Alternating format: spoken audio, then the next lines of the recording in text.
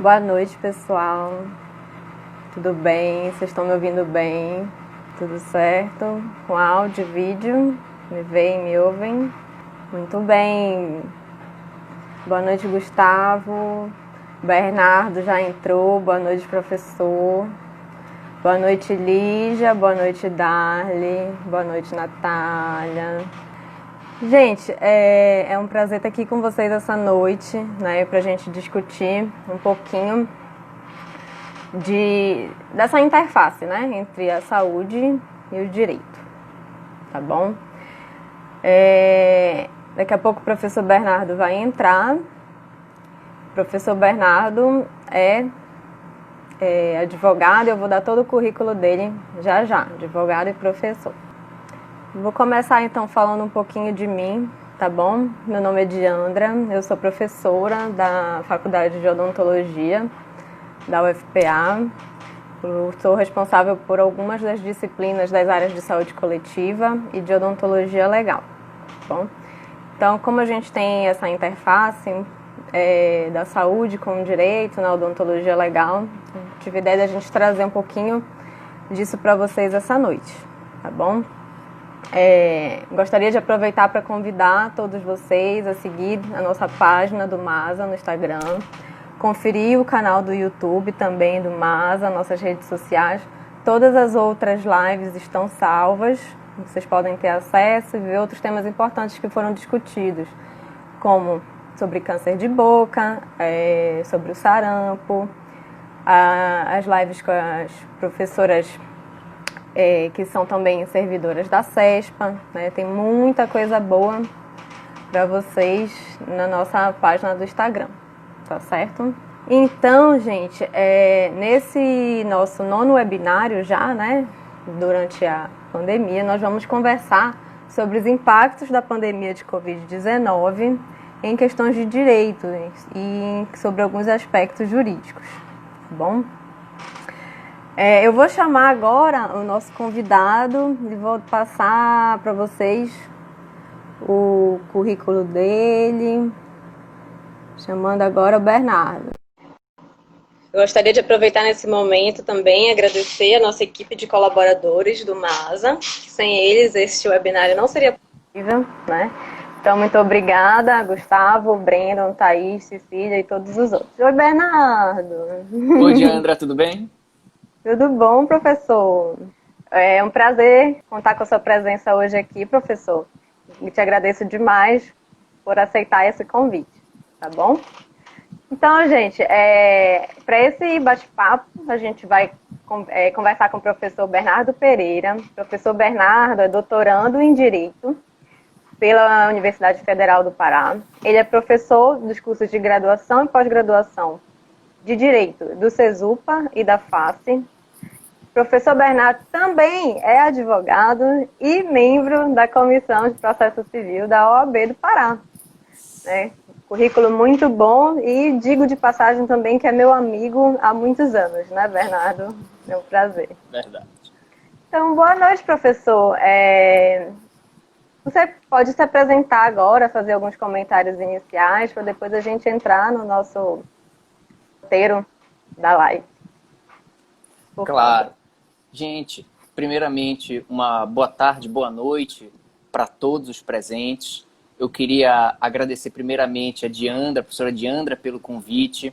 Ela disse que nós somos amigos há muitos anos, é verdade. Eu não vou dizer quantos para não entregar aqui a idade, mas é uma amiga muito querida e eu fico muito feliz com o convite, aceito na hora. Qualquer coisa que você precisar nesse sentido, pode contar comigo.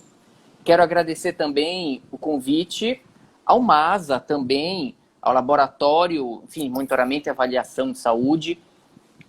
Achei muito interessante, muito tempestiva a ideia de relacionar saúde e direito. Acho que é um tema extremamente importante, sempre foi importante, uma questão sempre bastante relevante em diversos âmbitos, mas pela pandemia isso acabou afetando não apenas aquela situação que nós estávamos acostumados, a questão do plano de saúde, a questão da saúde pública, mas um âmbito muito maior. A gente tem interações desta pandemia no âmbito jurídico, no âmbito do direito do consumidor. Nós estamos vendo aqui, toda semana tem uma notícia dessa no jornal, se vai ou se não vai pagar a escola do filho, por exemplo, porque as aulas passaram a ser online. Isso é uma questão de direito do consumidor, a gente tem uma importância muito grande nesse tema. A gente tem questões de direito do trabalho, agora a gente fala em home office. Estamos agora fazendo essa live, as lives estão bombando no Instagram. Então, eu estou trabalhando de casa. Eu dou aula em 2 instituições, no SESUP e na FACE, como você disse, e eu continuei trabalhando normalmente em ambas nesse período, através de aulas via plataformas digitais. Então, eu tenho uma questão de direito do trabalho aí, a questão de, enfim, hora extra, questões referentes aos gastos com energia elétrica, ar-condicionado, o computador, segredos industriais, por exemplo, quem está trabalhando à distância e pode ter o computador hackeado por alguma situação, perde algum documento próprio da empresa, o direito está envolvido nisso. Direito eleitoral, nós estamos falando na postergação dessas eleições agora, isso afeta o âmbito do direito eleitoral. Direitos fundamentais, a gente sempre fala da vida, da saúde como direitos fundamentais, mas a gente pode perguntar, a internet agora é um direito fundamental? A gente fala de energia elétrica, mas e a internet? Como é que a gente vai se comunicar nesse momento de pandemia sem a internet? É uma situação que a gente precisa pensar também acerca do tema. A gente vê questão de educação, os jovens, especialmente de escola pública, sem condições de acessar com qualidade uma internet. Tem como ter uma educação boa, sim? A federal é um bom exemplo. Nós não estamos tendo aula na graduação, na pós-graduação da federal em virtude dessa situação. É uma questão também importante para pensarmos. Direito internacional, o Trump, a gente vive vendo ele comprando tudo que tem. Saiu vacina, ele compra. Saiu remédio, ele compra. Ele pode comprar tudo que ele quiser e deixar os outros países sem condições? Então, o âmbito jurídico e a pandemia estão profundamente relacionados. O nosso bate-papo aqui vai ser mais na área da saúde, é verdade, mas o direito e a pandemia estão intimamente ligados, a gente vai bater um papo sobre isso. Maravilhoso, Bernardo. Ótima explanação, muito obrigada. Então, Bernardo, vamos começar, né? Além dessas questões que você comentou, quais são os reflexos que você vê da pandemia nas questões de saúde, mais especificamente? Olha, professora Diandra, diversas. Primeira coisa que a gente pode falar é o aumento no número de ações judiciais. E não apenas na questão de saúde, de conseguir um medicamento, em conseguir uma internação, um leito, um tratamento médico, porque isso nós sempre tivemos. Especialmente quando a gente leva em consideração tanto saúde pública como saúde privada. Na saúde privada, a gente tem a negativa dos planos de saúde em fazer a internação, fazer o tratamento médico, judicializa a questão. No âmbito da saúde pública, a gente consegue pensar na hipótese de não ter leito no hospital público. Sempre as questões são judicializadas. Mas nós temos que pensar também, e aí talvez não fuja, mas saia um pouco dessa lógica de direito à saúde, questões da pandemia que foram judicializadas também às superiores. A gente tem que pensar também, que eu abri até uma notícia aqui agora há pouco, uma notícia de 28 de maio de 2020. Esse número já aumentou. Só o STF, que é o Supremo Tribunal Federal, já tem mais de 2.500 ações, 2.500 processos só relacionados à Covid. E essas questões, para estarem no STF, não são questões de internação simples, as questões individuais. São questões que versam sobre legislação, se a legislação é constitucional ou não. A gente vive ouvindo isso nos jornais. A gente pode pensar em questões sobre direito a um medicamento, ação judicial para conseguir um medicamento X. Não, nós temos questões muito mais relevantes, não me refiro a relevância no sentido da saúde, mas questões relevantes no sentido macro, que estão sendo judicializadas. Então, se a gente vai pensar no âmbito local das varas, nós temos uma grande quantidade de ações neste âmbito. Falamos também já de questões de direito do consumidor, falando de forma geral. A pandemia afetou de forma profunda a questão de educação. E não apenas a questão da educação, mas também a sobrevivência econômica de diversas empresas. Se no âmbito de ensino superior, que é onde eu trabalho, você também, especialmente no meu caso, você ensino... Se nesse âmbito nós tivemos a manutenção de muitos alunos pelo interesse, pela possibilidade, pela maturidade de assistir aulas online, no ensino fundamental não é bem assim. Várias notícias de creches, de escolas fundamentais, especialmente as que vão até quarta, quinta série, fechando. Porque não tem aluno. Se a gente for considerar o ensino básico, muita gente pensa, eu não vou ficar pagando uma mensalidade cara para o meu filho não ter contato com outras crianças, com outros alunos e ficar fazendo tarefa online, desenhando online. Não, eu vou deixar para colocar meu filho no outro semestre, no outro ano. Isso afeta de forma profunda a saúde das empresas. Isso é uma coisa muito importante a se pensar. Então, logo, muitas pessoas pararam e disseram, não vou pagar mais a escola, eu vou deixar de pagar o aluguel. Gente, não é bem assim. Nós temos dois lados nessa situação. A gente está ouvindo muita gente falando que é preciso debater, que é necessário conversar com a outra parte para fazer uma negociação em aluguel. Isso é bastante comum e é verdade. A gente está num momento ímpar. Se a gente não tomar cuidado, a gente vai ter muitas empresas quebrando, a gente vai ter muitos contratos sendo rescindidos e não é esse o objetivo. O objetivo é você manter de forma adequada, paritária, os contratos que já foram, enfim, pactuados. Essas regras que já estão. E quando a gente fala dessas questões, Bernardo, até dessa questão de empresa, isso também se aplica para a saúde, quando a gente pensa em consultórios, em clínicas, em empresas que fornecem equipamentos para os serviços de saúde, né? Perfeito, exatamente. Também, né? Muita gente não está indo no médico, por exemplo, no dentista, porque está com medo do contágio. Isso afeta os profissionais liberais. A questão da advocacia também. Na advocacia, você ainda consegue trabalhar online, porque tem o processo eletrônico, o PJE, você tem ferramentas. Ok, você encontra o cliente pessoalmente, mas você consegue trabalhar de forma online. O judiciário não parou, estava trabalhando em home office, mas é mais diferente. É mais difícil quando você vai falar com um médico, com um dentista. O médico até prescreve medicamento, mas não consegue fazer uma cirurgia. O dentista não consegue fazer essas atividades que precisam da presença física de ambos. Então isso gera um impacto muito grande.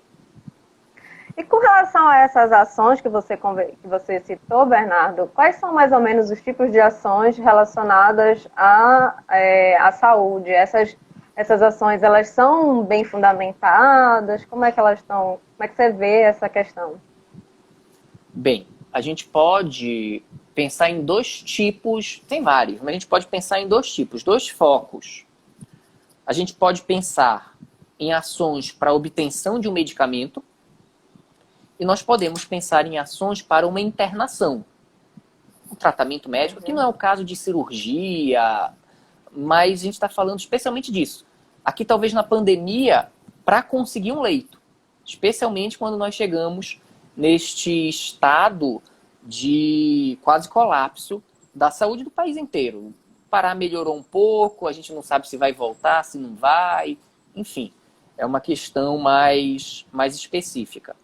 Mas a gente tem muitas ações neste sentido, de internação. Eu preciso de um leito, eu tenho que entrar com uma ação judicial pedindo em sede de urgência a ordem judicial para que determine ao poder público, ao ente privado, ao plano de saúde, que proceda a essa internação ou que tenha algum parceiro para fazer essa internação. Ah, não tem leito no hospital A, manda para o hospital B, faz um convênio para cumprir a ordem judicial. E aí a gente tem outros dois pontos para analisar, quando você fala de fundamentação, se elas são bem fundamentadas. elas são bem fundamentadas pelo advogado, pela parte, elas são bem feitas nesse sentido, porque você está numa situação de urgência. O direito te dá mecanismos para você pedir uma medida de urgência mais rápido, fazer uma petição inicial mais simples, pedindo essa internação. O direito tem as ferramentas para isso. Claro que elas não serão ações tão bem fundamentadas como se eu tivesse 10, 20 dias. A pessoa está morrendo. Eu tenho um dia, 2 dias, e aí, inclusive, fica uma sugestão que o pessoal às vezes acha, muita gente de saúde aqui, o processo vai resolver, o direito vai resolver os problemas. Não, o direito não vai resolver esses problemas muitas vezes. Eu tenho ferramenta, mas se, pensa, eu vou precisar de 2 dias para fazer a peça. Eu vou precisar de mais um dia... Vamos voltar um pouquinho, Bernardo. Deixa eu te perguntar. Se, por exemplo, sou eu, né, que estou precisando de alguma questão de saúde para um parente meu, uma internação, por exemplo, certo. Qual seria o caminho? Primeira coisa, você vai procurar um advogado ou um defensor público, a defensoria pública. Você vai contar a história para ele, para o advogado, pro profissional que vai fazer a peça. Aí o advogado vai ter que fazer essa peça. Ele vai levar alguns dias para fazer isso. Mesmo sendo pago, mesmo sendo um profissional pago, ele não vai conseguir fazer isso de qualidade em 15 minutos, 30 minutos. Ele até pode ter um modelo, mas não vai ser aquela peça individual com aquela qualidade que a gente busca. Além disso, tem que pegar toda a documentação que vai comprovar que a pessoa está doente, que está pagando o plano de saúde. Então isso leva tempo. Eu não vou conseguir, no mesmo dia que a pessoa chega comigo, fazer uma peça boa para dar entrada. Eu vou precisar de pelo menos alguns dias, 3, 4 dias, 5 talvez. Ok, se a situação é de emergência, eu vou fazer no mesmo dia, mas eu tenho que estar ciente que eu não vou ter bons documentos, bons argumentos. Poderia ter uma peça melhor fundamentada. E se eu tenho uma peça mal feita, a chance do juiz dar a ordem para a internação é menor. E aí não é o objetivo. Porque você quer que essa ordem seja dada rápida. A pessoa está morrendo muitas vezes, debilitada. Então, eu vou precisar de alguns dias para isso. Eu vou dar entrada nessa ação. Eu posso até pagar as custas, que o processo ele não é gratuito, mas eu posso fazer esse pedido de justiça gratuita. Eu faço isso, dou entrada no processo. Isso não quer dizer que o juiz vai receber e vai analisar aquele processo no mesmo dia. Pode ser que ele faça isso em 1, 2 dias, 3, uma semana, 1 mês. Bernardo, mas é urgência, mas o juiz tem outras 100, 200, 300 causas como essa. Então, não necessariamente você vai conseguir isso na mesma hora. Então, o advogado, na prática, ele vai ter que ir conversar com o juiz. Então, é mais uma dificuldade. Tudo isso gera alguns empecilhos. Eu não estou dizendo, gente, que o direito não vai resolver o problema. Ele vai. Só que ele não vai resolver o problema da forma como nós queremos. Imediatamente, na hora. Não, precisa de um tempo para isso. É por isso que eu falo. E é por isso que todo mundo da área jurídica, nos jornais, está falando, tente negociar. Porque a ação judicial ela vai ser, querendo ou não, uma dificuldade a mais, vai ser uma dor de cabeça, de certa forma, vai ser um gasto financeiro e emocional. Então, esses debates, esses diálogos, questões de modificação de locação, por exemplo. Tem uma situação próxima que a pessoa não tem condição de continuar pagando o mesmo aluguel, porque não tem mais moradores, não tem mais inquilinos na casa. Havia uma sublocação. O imóvel era alugado para uma pessoa, alugava para outras. Não tem sublocador. Como é que vai pagar? Aí conversamos, a pessoa disse que estava com medo de ser expulsa. Não dá para ser assim, nem 8 nem 80. Tem que tentar encontrar um equilíbrio, um meio termo. E nesse sentido já aconteceu uma situação comigo, não foi agora, faz um tempo, mas é interessante porque tem relação com a saúde, dá para a gente comentar. A pessoa estava muito doente no hospital, foi feita todo o procedimento administrativo, hospital privado. Feito todo o procedimento administrativo, pediu-se o remédio, pediu-se o leito, era uma questão de quimioterapia. A pessoa foi internada, tinha o leito, mas não tinha o medicamento. O medicamento estava em falta, não informaram a gente, o medicamento vinha de São Paulo. Não adiantava entrar com uma ação judicial, porque não ia fazer o medicamento brotar milagrosamente. Ele tinha que vir de São Paulo. Então, o que foi feito? Se conversou com o plano de saúde, o plano de saúde identificou o erro pediu para um outro profissional o medicamento, 2, 3 horas depois a pessoa já estava fazendo o tratamento. Nenhuma ação judicial resolveria isso de forma tão rápida. É por isso que estão conversando. Estão sempre dizendo nos jornais, converse com a outra parte, tente encontrar um equilíbrio. Também para a questão da vida. Às vezes não dá para alcançar isso. A ação judicial, ela precisa ser feita. Eu queria aproveitar aqui um intervalo rapidinho para dizer que todo mundo pode mandar pergunta. Mandem as suas perguntas, que daqui a pouco a gente vai responder, tá bom? A gente já está com 3 perguntas, professor, aqui, e daqui a pouquinho eu vou passar para ela, tá bom? Mas, Perfeito. Dando seguimento nesse pensamento, né, das ações, como é que essas ações têm sido com relação ao Poder Judiciário? Se puder dar uma explicada para o pessoal, que pode ter, a maioria eu acredito que não seja do direito, né? Um pouquinho sobre os 3 poderes, né? E qual seria o papel do judiciário nessas decisões de saúde pública? Perfeito, ótima pergunta, Diandra. Nós temos 3 poderes, né? A gente estuda isso quando está na escola, acaba que esquece, não estuda isso muito bem. Nós temos executivo, legislativo e judiciário. Quais são as funções típicas? O que é que cada um faz? O judiciário julga, a gente sempre fala isso. O legislativo produz as leis. E o executivo, ele elabora políticas públicas. Ele analisa as políticas públicas e busca formas de implementá-las. Função típica dos poderes. Eles têm outras funções, mas isso não vem ao caso. Por que essa pergunta é importante? Pode o judiciário determinar uma internação? No sentido de poder ter poder para isso, ele pode. Ele determina, faz a ordem judicial, aplica a multa. Mas se a gente vai para uma questão um pouco mais específica, pode o judiciário determinar como o executivo vai tratar as políticas públicas? Essa é a grande pergunta. Porque a gente vai um passo além. Pode o judiciário chegar e dizer, olha, executivo, pega o dinheiro que você está recebendo com o tributo A, lembrando que o João Paulo chegou aqui, abraço, João Paulo, pode determinar que o tributo seja utilizado, um imposto, por exemplo, seja utilizado para custear o tratamento com a Covid?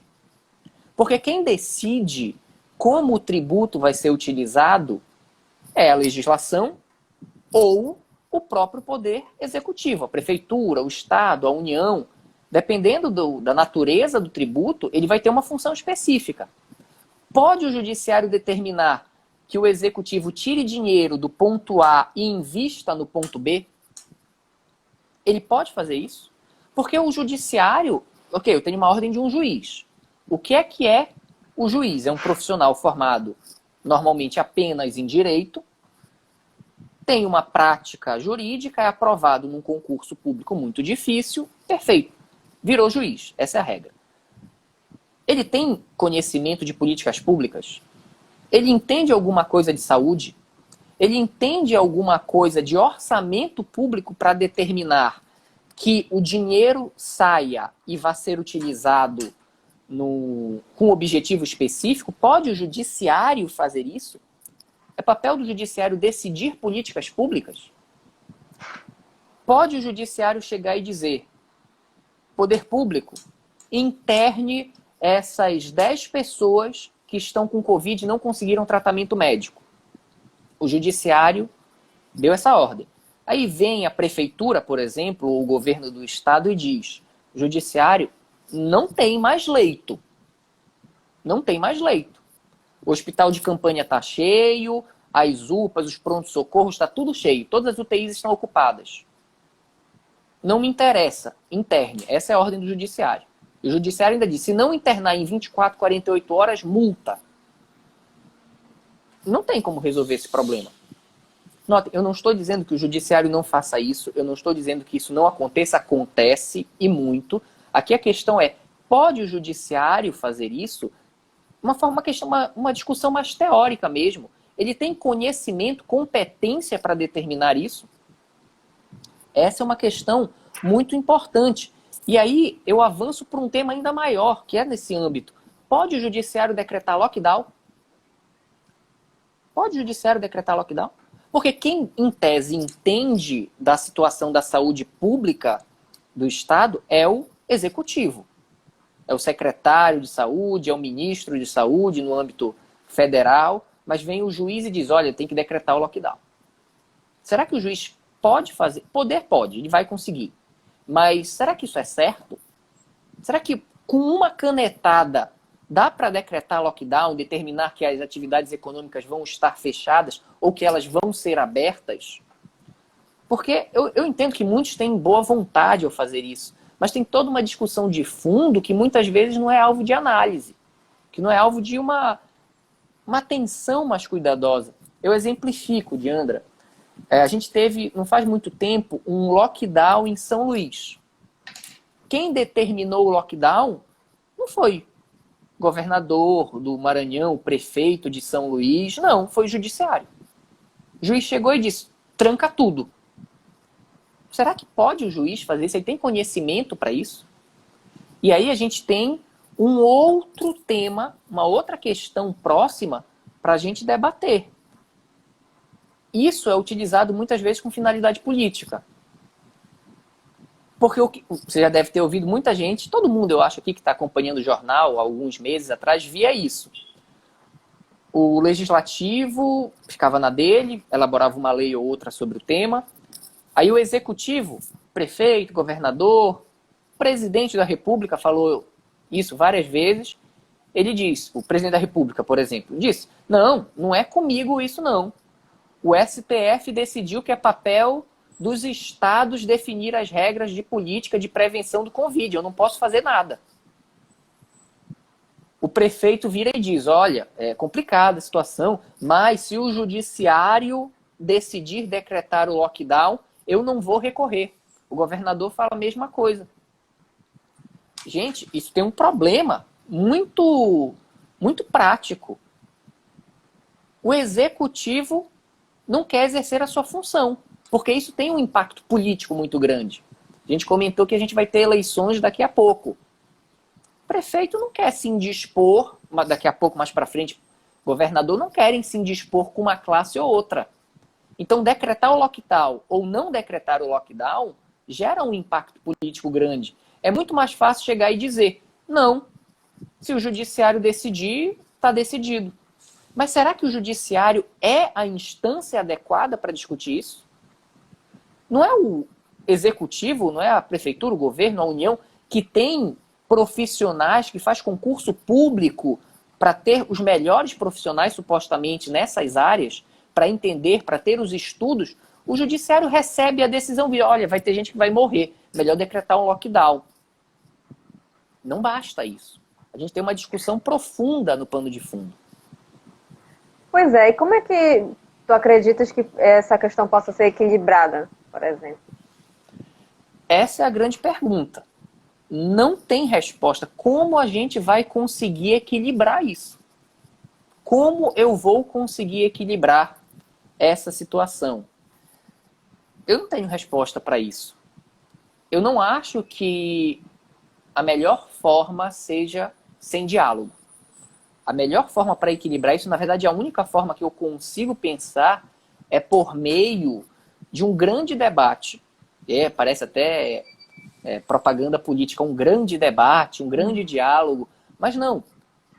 A gente está tendo no âmbito do direito, talvez o grande tema do direito nacional agora seja o chamado processo estruturante, processo estrutural, em que você vai discutir a possibilidade de trazer todos para um grande diálogo, para ter um debate, para não ter uma decisão fechada. O judiciário vai e diz que tem que fechar, que tem que abrir. Será que só isso basta? Será que essa decisão, ela por si só, vai ser boa? Não é melhor trazer todo mundo para um diálogo e tentar ter uma decisão mais equilibrada, com mais fundamentos para que todos decidam? Porque equilíbrio, talvez equilíbrio a gente encontre em algum momento. Não vejo esse equilíbrio a curto prazo. Mas os interesses não vão conseguir ser equilibrados como nós queremos. E nesse sentido, Bernardo, diga. a gente tem uma pergunta. O professor Helder Pinheiro está perguntando, e quando o executivo falha, o judiciário não precisa ser ativo? Uma ótima pergunta, professor. E aí a gente vai para a discussão de ativismo judicial. Pode o judiciário ser ativista nesse sentido? Ele é. Começa nesse sentido, ele pode ser, na prática, a gente tem decisões nesse sentido. Agora, será que ele pode fazer isso sozinho? O STF, Supremo Tribunal Federal, já decidiu no sentido de que é possível judicializar políticas públicas, isso é bastante comum. Agora, será que ele pode sozinho? A questão já é mais teórica. Pode ele decidir essas questões? Tem quem defenda que o judiciário deve ser ativista. Há posição nesse sentido. Há quem defenda que o judiciário não deve ser ativista. Diz que se o judiciário se meter, o executivo e o legislativo nunca vão se organizar. Qual é a razão que nós temos atualmente para ver todo dia uma discussão lá no STF, no Jornal da Noite, falando sobre o conflito entre os poderes? É porque eles não têm uma atuação eficiente dentro dos seus âmbitos práticos de atuação. O legislativo muitas vezes demora para fazer a lei. E aí tem a demora padrão do processo legislativo e tem a demora do desinteresse. Aí vai o judiciário e determina que certa ordem seja cumprida, mesmo sem legislação. E quem é que vai cumprir essa ordem? Muitas vezes é o executivo, quando a gente fala de poder público. O executivo não quer cumprir a ordem. Se a gente for pensar apenas no âmbito do legislativo, toda discussão na Câmara, no Senado, no Congresso Nacional, ela acaba sendo judicializada. Porque sempre tem um partido político que não gosta daquela decisão e manda para o judiciário. E aí eu pergunto, realmente, no legislativo que você tem que ter esse debate? Eles desistem de debater e mandam para o judiciário? Aí o judiciário vai decidir por eles? Não tem uma resposta certa também, se o judiciário deve ou não ser ativista. Ele tem que tomar cuidado, para que ele não extrapole as suas funções e se torne um poder absoluto. É isso que a gente ouve nos jornais. O judiciário está se tornando um poder absoluto. Quem manda é o judiciário. Alguns falam de uma ditadura da toga, uma ditadura do poder judiciário, porque ele tem condições práticas de fazer isso, não de uma ditadura, mas de dar decisões que determinam políticas públicas. Eu entendo que tem que ter um equilíbrio, mas nessas situações que afetam a coletividade, será que o judiciário tem tempo e mais, tem ferramentas para dar uma decisão bem fundamentada, uma decisão adequada? Ou será que quando a questão for judicializada, não é mais interessante trazer todos para uma grande conversa, para um grande debate? Isso parece um pouco utópico. E, de certa forma, eu acho até que é um tanto quanto utópico. Mas é a ferramenta, a meu ver, que nós temos para tentar superar esses desafios, para tentar superar essas discussões.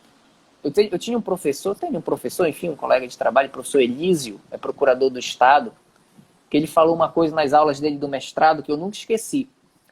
O poder abomina o vácuo.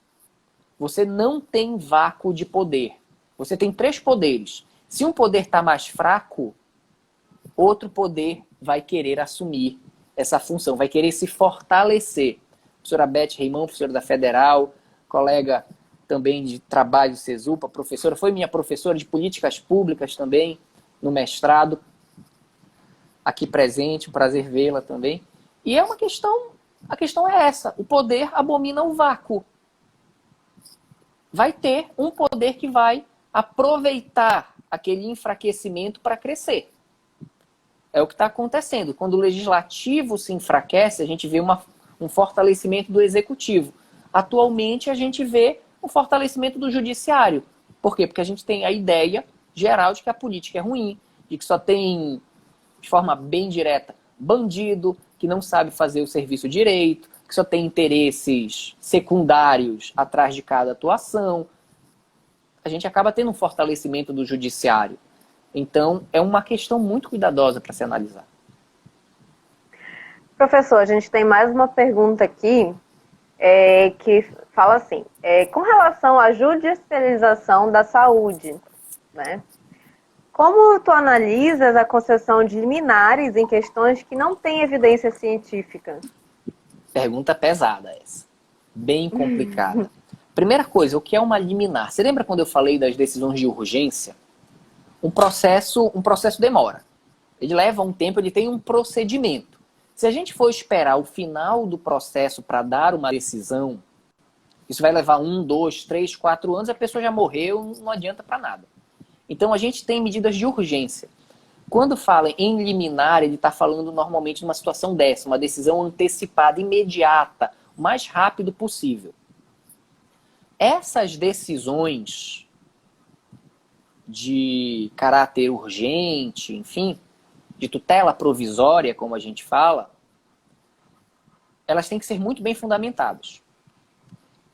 Eu tenho muito medo daquelas decisões de tutela provisória que são genéricas. O Código de Processo Civil, ele veda isso. A decisão tem que ser bem fundamentada, claro, mas nem sempre são.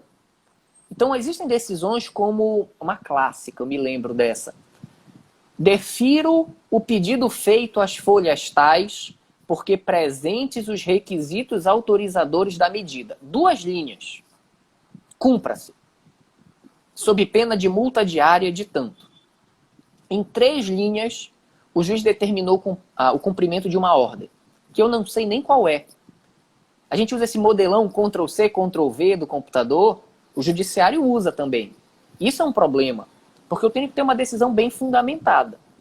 Eu preciso saber qual é o pedido, eu preciso saber quais os requisitos, se eles estão realmente preenchidos no caso concreto, e assim por diante. Quando eu avanço para decidir, para deferir uma liminar, no sentido de uma questão que não tem comprovação científica, é pior ainda. É muito complicado. Entro com um pedido requerendo... Por exemplo, um medicamento que não tem uma comprovação científica. Por exemplo, que é o que está na moda, que a gente está discutindo. Tem um outro, a ivermectina agora, que é um remédio para verme. Está toda essa discussão. Da pandemia, e tinha aquele outro dos pacientes oncológicos, né, que um químico, se eu não me engano, que elaborou. Sim, eu lembro. Em vários pacientes... Eu não me lembro o nome do remédio, mas... Isso, mas teve. Mas é outra questão semelhante, né? Muito complicada, é extremamente semelhante. Como é que o juiz já não tem conhecimento de medicina da área da saúde? Não falo só medicina, mas da área da saúde de forma geral. Ele não entende como o remédio funciona. Ele vai dar essa ordem judicial determinando sem base científica nenhuma.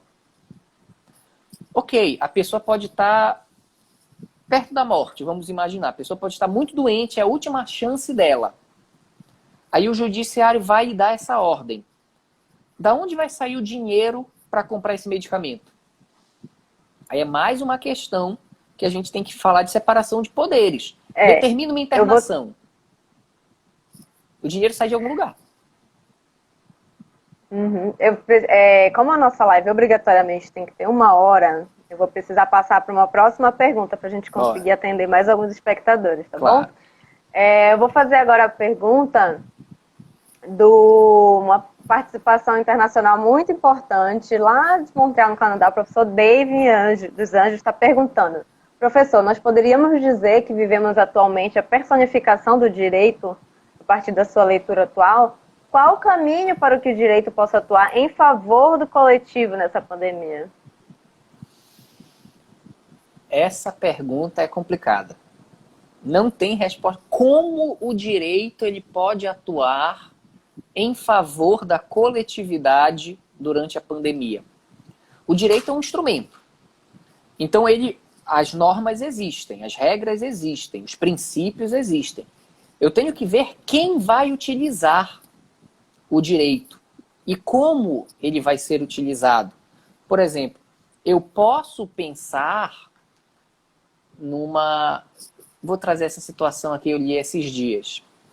Determinado banco, que não interessa dizer o nome, entrou com uma ação judicial, acho que foi em São Paulo, para pagar menos em termos de aluguel. Ele tem fundos imobiliários, tem um fundo imobiliário que tem várias agências desse banco, e ele entrou com uma ação para reduzir o valor que ele paga mensalmente como aluguel por essas agências. O banco fez isso.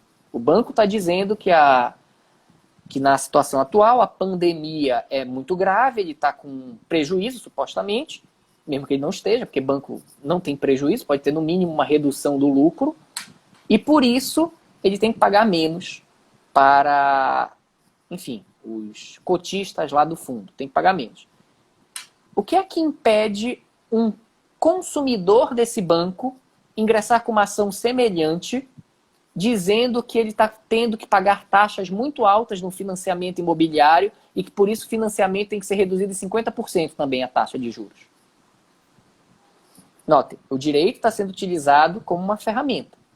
No âmbito da saúde, o que eu vejo, Defensoria Pública, Ministério Público do Trabalho, esses entes que têm legitimidade para entrar com demandas coletivas, atuando de forma mais intensa, atuando de forma mais fiscalizatória, por meio daquela lógica de processo estruturante que eu falei, que vai buscar trazer todos para um debate, vai analisar se aquela medida deu certo ou não. O direito é um instrumento. Então, perguntar como o direito pode ser bem utilizado, as ações coletivas, em que sentido, Diandra? Se elas estão sendo utilizadas, se elas estão... Como elas podem ser utilizadas? Se encaixam em algum momento durante a pandemia, alguma coisa? Encaixam. Inclusive, as ações coletivas elas tendem a ter um impacto muito maior do que as ações individuais. Quando eu falo da ação individual, eu estou pensando no João entrando com uma ação contra o plano de saúde para ser internado.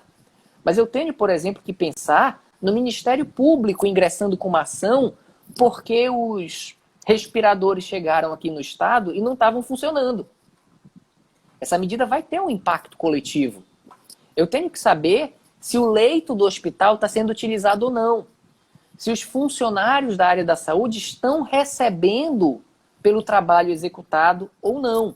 Então, a tutela coletiva de direitos, especialmente a gente fala em direitos difusos muitas vezes, porque afetam a coletividade como um todo, é um direito de todos, direito ao meio ambiente equilibrado, direito à saúde, eles acabam por serem grandes ferramentas para isso. É um caminho a ser seguido.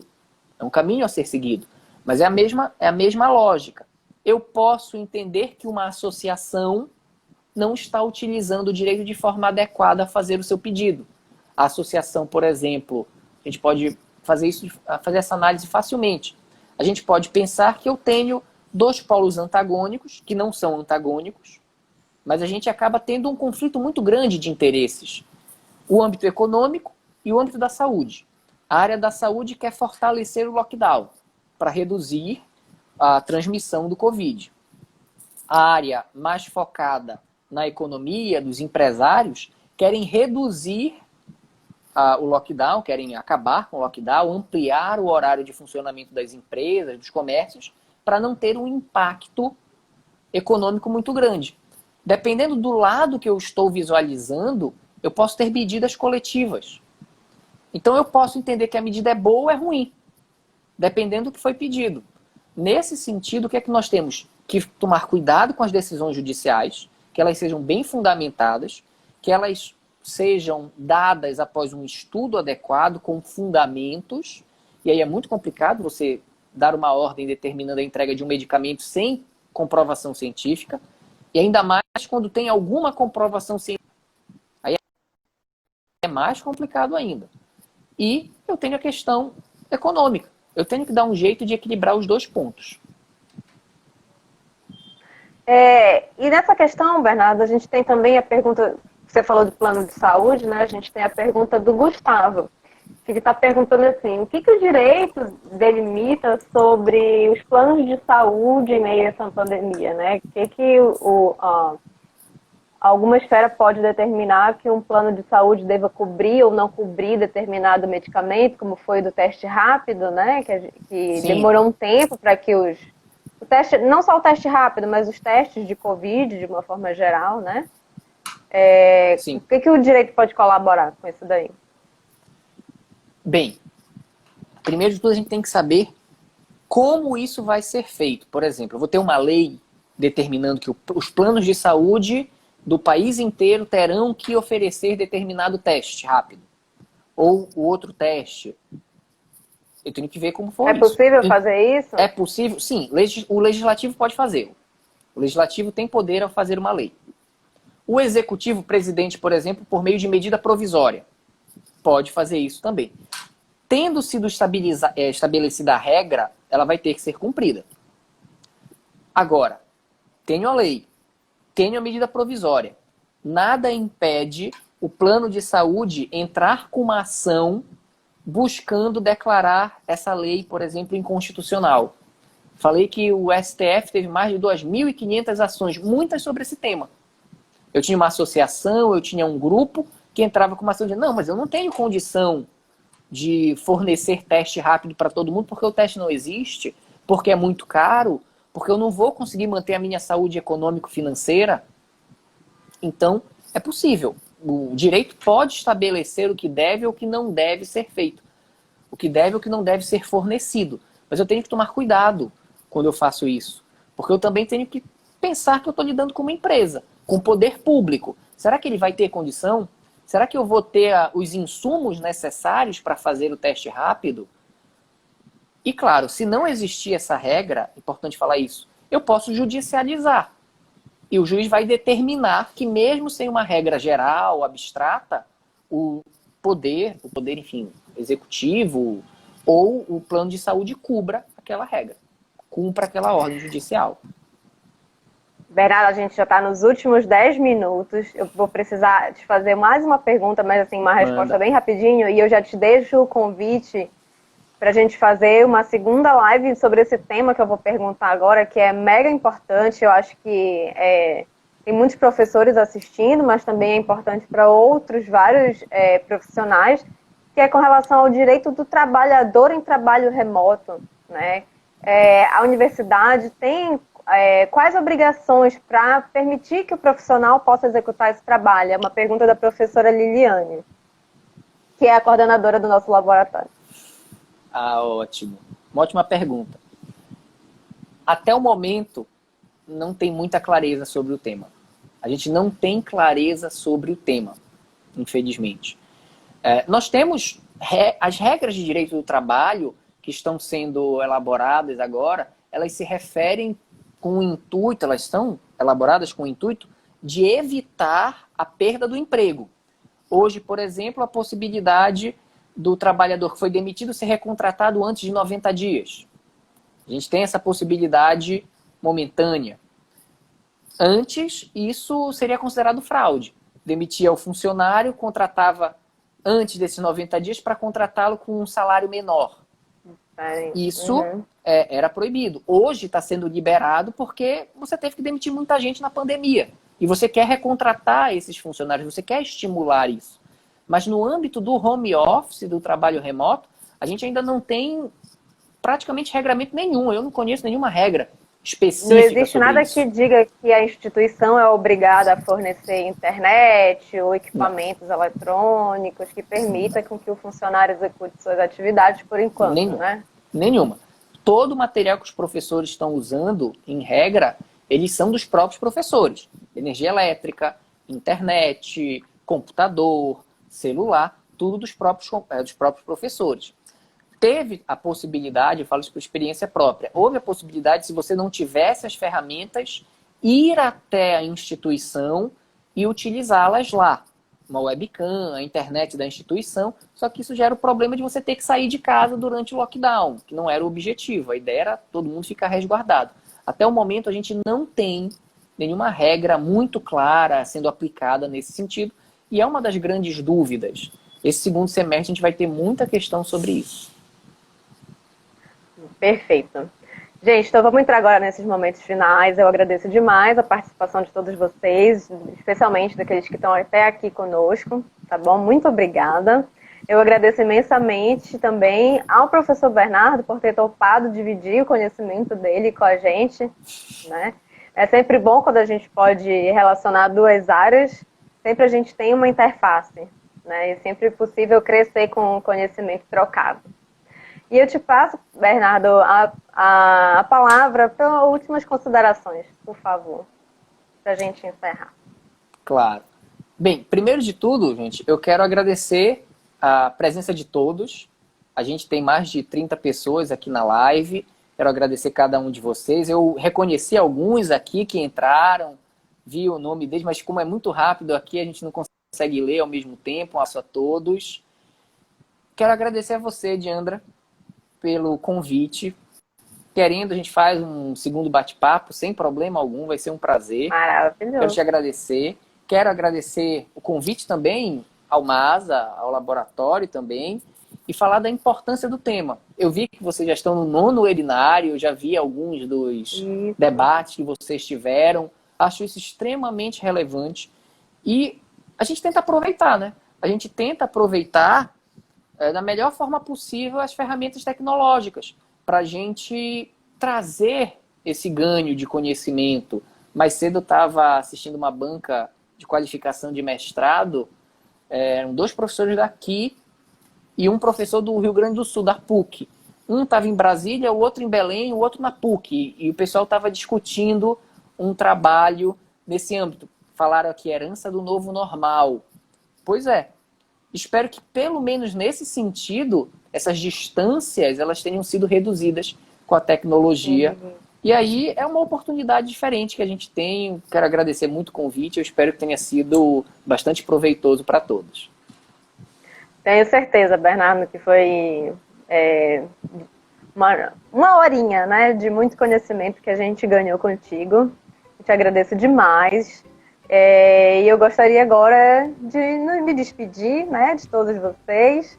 E a gente se encontra no próximo webinário. Daqui a pouquinho vocês vão receber aí na nossa página do Instagram, na página do MASA, as informações do nosso novo webinário, tá bom? Bernardo, muito obrigada novamente, obrigada a todos que estão aqui, né? Obrigada a toda a equipe do MASA, sigam nossas redes, o nosso canal do YouTube, que sempre tem conhecimento e novas discussões durante esse tempo de pandemia, que estamos todos de trabalho remoto, mas que com certeza a gente está procurando produzir bastante, né? Então, gente, muito obrigada a todos, muito obrigada, Bernardo, novamente, um beijo e até a próxima. Beijo a todos. Tchauzinho, gente, boa noite. Boa noite.